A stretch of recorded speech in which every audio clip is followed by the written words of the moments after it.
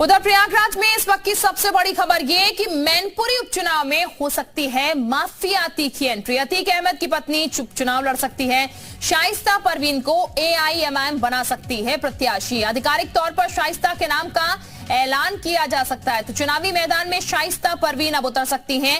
AIMIM की तरफ से शाइस्ता परवीन को प्रत्याशी बनाया जा सकता है। अतीक अहमद की एंट्री भी चुनाव में हो सकती है इस नजरिए से, चूंकि शाइस्ता परवीन उनकी पत्नी है और ऐसे में शाइस्ता परवीन को टिकट दिया जा सकता है AIM की तरफ से। चुनावी मैदान में शाइस्ता परवीन भी लड़ती हुई नजर आ सकती हैं। तो आधिकारिक तौर पर शाइस्ता का नाम का ऐलान होना अभी बाकी है।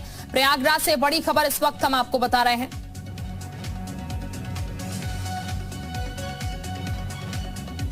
मैनपुरी उपचुनाव में माफिया अतीक की एंट्री हो सकती है, ऐसी जानकारी सामने आ रही है। फिलहाल सपा का कैंडिडेट जो है घोषित हो चुका है डिंपल यादव, और बीजेपी में भी अपर्णा यादव के नाम पर मंथन चल रहा है। हालांकि ये भाई अपना खुद का सुपरमार्केट बना के महीने का 10 लाख कमा रहे हैं। हाँ, सिर्फ पैसे वाले नहीं, आप भी कर सकते हैं।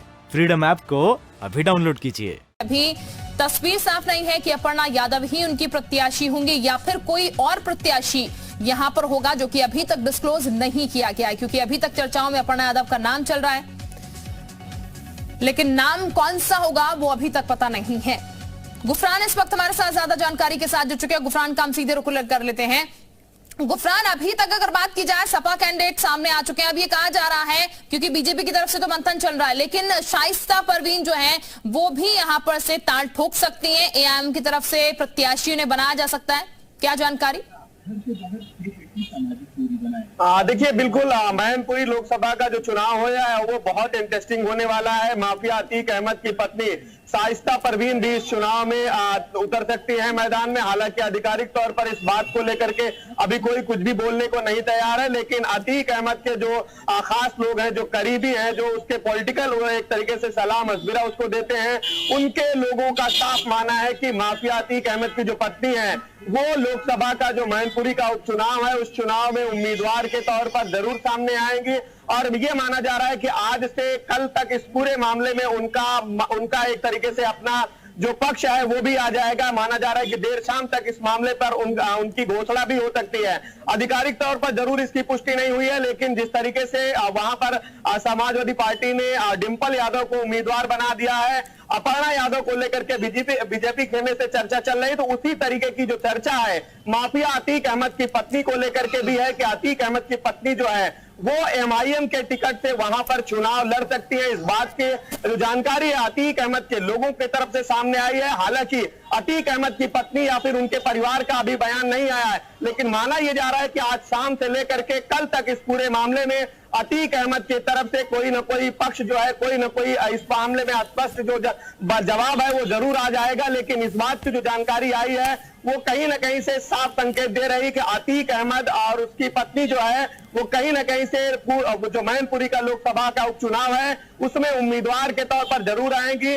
माना यही जा रहा है अभी तक, लेकिन आधिकारिक तौर पर साफ नहीं है। लेकिन जिस तरीके से कयास लगाए जा रहे हैं, अतीक के लोगों के जिस तरीके से रिएक्शन आए हैं, उसमें ये बात साफ हुई है कि उसकी पत्नी जो है वो मैनपुरी का लोकसभा बिल्कुल शाइस्ता परवीन उतरती है इस चुनाव में। अगर गुफरान, तो क्या वोट करने की संभावना है? क्योंकि अक्सर जब और कैंडिडेट्स उतरते हैं दो प्रमुख पार्टियों के अलावा, अगर बात की जाए, क्योंकि इस वक्त दो प्रमुख पार्टियां जो नजर आ रही है वो बीजेपी और सपा ही नजर आ रही है, इनके अलावा जो और कैंडिडेट्स उतर रहे हैं यहाँ पर, जाहिर है वोट काटने का काम करेंगे। तो शाइस्ता परवीन अगर मैदान में उतरती है तो वो स्थिति फिर देखने को मिलेगी।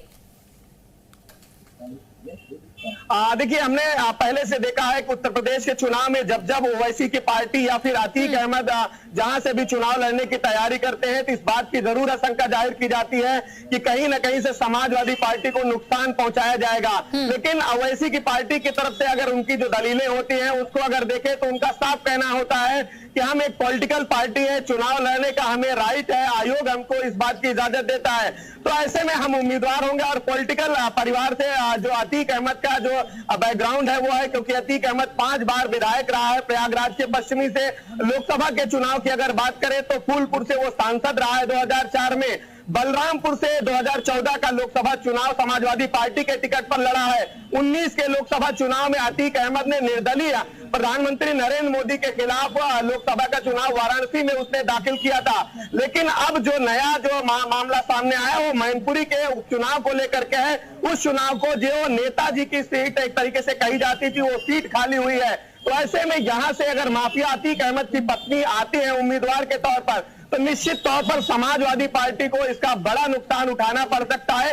हालांकि अभी आधिकारिक तौर पर इस बात को लेकर के पुष्टि नहीं हुई है, लेकिन जो अतीक के लोग हैं, जो अतीक के करीबी हैं, उनका बिल्कुल, साफ यानी कि मानना है सपा अतीक को नुकसान हो सकता है। शाइस्ता परवीन उतरती है तो जैसा कि जानकारी आपकी तरफ से भी दी जा रही है, पिछले समीकरण भी देखे जाए तो। गुफरान, अभी के लिए शुक्रिया, आप बने रहिए हमारे साथ। वापस आपके पास में लौटूंगी, कुछ और जानकारी भी लेंगे। ये भाई अपना खुद का सुपरमार्केट बना के महीने का 10 लाख कमा रहे हैं। हाँ, सिर्फ पैसे वाले नहीं, आप भी कर सकते हैं।